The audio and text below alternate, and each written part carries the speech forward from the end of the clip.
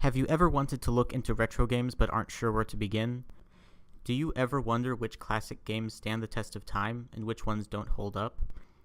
These are some questions that have been bothering me for a while now, and I think it's about time to do something about it. So I'm going through gaming's history one game at a time to try to find the best games of all time. Welcome to the Gaming Archaeologist. As some of you may know, I didn't care much for the original Zelda. It was fine for its time, and it is an important part of gaming history, but I just don't think it aged very well at all.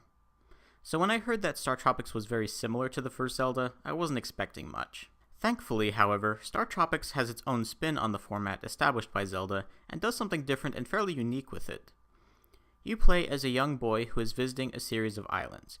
You find that your uncle is missing, and it's up to you to find him.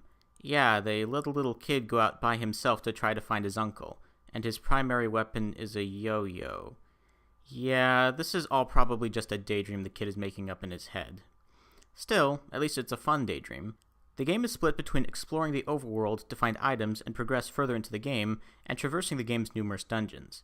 The order in which you can visit the various islands is in strictly linear order, which some people may see as a downgrade from the first Zelda's open-ended freedom. But I actually like it, as it gives the game proper pacing, and you don't have to wander around for hours trying to figure out what you're supposed to be doing. The visuals are rather dated, but there is a certain charm to them, and the music is pretty catchy. The dungeons are similar to Zelda in that they're a mixture of puzzles and combat, as you overcome various traps and enemies in order to reach the boss at the end. The controls are a bit stiff and awkward, but it's not too difficult to adapt to, and in general the game never piles more on you than you can handle. The game is a bit hard though. Nowhere near as frustrating as the first Zelda, but the dungeons can be rather brutal at times. The main problem is that the game tends to send you back a fair ways every time you die, and of course there's a life system that means that when you die too many times, you have to start the whole dungeon all over again. This messes with the pacing, and it only serves to make the game longer, not better. But the game was fun enough that I always wanted to come back every time I died, rather than just giving up, so it must have been doing something right. So, does it hold up? I would say kind of. I did have fun with it, and I will say that it has aged better than the original Zelda.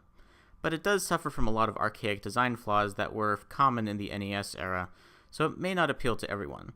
Still, I'd say it's worth giving a shot to see for yourself. My final score for Startropics is a 7 out of 10. So those are my thoughts on Startropics. What do you think? Have you played it? Are there any games you'd like me to review? Whatever your thoughts are, be sure to let me know in the comments below. Next time I'll be doing the NES Roundup. Thank you for watching, and I will see you in the next one.